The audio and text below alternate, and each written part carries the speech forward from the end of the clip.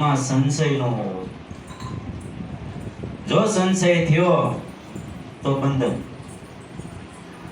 જેને જેને નક્કી થઈ ગયું કે હું કાંઈ નથી કરતો અને આપણે કાંઈ કરી શકતા નથી, આપણે તો ખાલી કૂતરું ગાડે ઢાલે ને કેમ ઓલો ડેબો ભરાવીને ગાડું કે હું તાણું છું, એવી વાત છે. એવી વાત છે કે ભાઈ કૂતરું નીચે આવેલું જતું હોય એટલે બળદ બિચારા વળ ખાતા હોય રેકડો ભર્યો હોય ટાઈસનો, એમ ખાલી આપણે માથે બહાર લઈને ફરીએ છીએ. બાકી કરતા કરતા કુદરત છે, કુદરત વગર એક આંખનું મટકું નથી લાગતું તો 3.5 મણની કાયા બાપા ક્યાંથી હાલે જ નહીં, નો હાલે. છતાંય આપણે હું કરું છું, મેં કર્યું એમ કર્યું એટલે લાગ્યું કરું, તું કરશો એમ થઈ ગયું એના બધા કર્મમાં. પણ તું કર્યું છું એમ થાય ક્યારે કે પોતે પોતાને ઓળખી જાય, પોતે બ્રહ્મ છે એવું જ્યારે નક્કી થઈ જાય અને એમાં મીન મેખ ન રહે ત્યારે કર્મ લાગતા બંધ થઈ જાય. કે કરતા ઈ જ,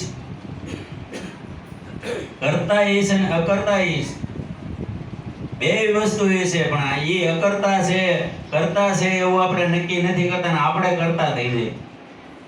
સારું કામ કર્યું એટલે કે મેં કર્યું, અને કાંઈક બી પડે તકલીફ થાય એટલે કે ભાઈ ભગવાને કર્યું. જો નસીબનો દોષ, નસીબ એટલે ઈશ્વર, ઈશ્વરનો દોષ થઈ દે.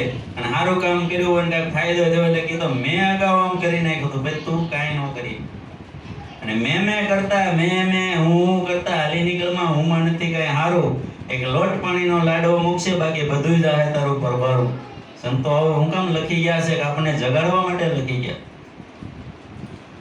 તો હું નીકળી જાય ને તું થઈ જાય, અને તું માંથી ને પાછું હું થઈ જાય ને આ હું પ્રગટ થાય ત્યારે મેળ પડે એવું.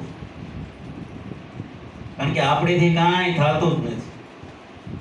બસ આવું નક્કી થઈ જાય કે મારેથી કાંઈ નથી થતું, હું કાંઈ નથી, હું મટી જાય એટલે મેળ પડી ગયો. બસ હું મટી જાય એટલે તું થઈ ગયેલું જ છે. પણ હું મટતું નથી, ત્યાં વાંધો, ત્યાં વાંધો. જેના જેના હું મટી ગયા એને બધું નીકળી ગયું. હું મટી જાય એટલે પહેલા તો અહમ વિયો જાય, અને અહમ વિયો જાય ત્યારે જ હું મટે. અહમ બોલ ત્યાં સુધી હું ન મટે. જો સંતો મહાપુરુષો હતા એના બધાના આગ્રહ છૂટી ગયા, આગ્રહ છૂટી ગયા હતા. હલો બાપા એટલે કે એમ ન કે ભાઈ નથી બહુ નથી જવું, પછી એમ કે નહીં બાપા આવવું જ હતું કે હાલો. આગ્રહ છૂટી. ગમે એવા શરીર બીમાર હતા, ગમે એવી તકલીફો હતી, છતાંય કોઈ દી ના નહીં. એમ તો જ્યારે આપણે 4-5 જણાને બાપાએ આદેશ આપ્યો ત્યારે એની સ્થિતિ શું હતી,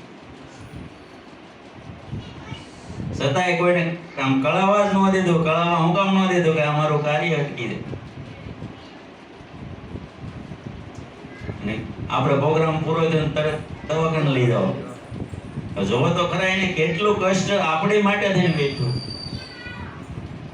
એને પરમાર્થી, એવા પરમાર્થી સંતો હોય ને એવી જેની પારક દ્રષ્ટિ હોય અને એવા જેને ગુરુ મળી ગયા, એનું ભાઈ કામ થઈ ગયું, બધે થઈ ગયું.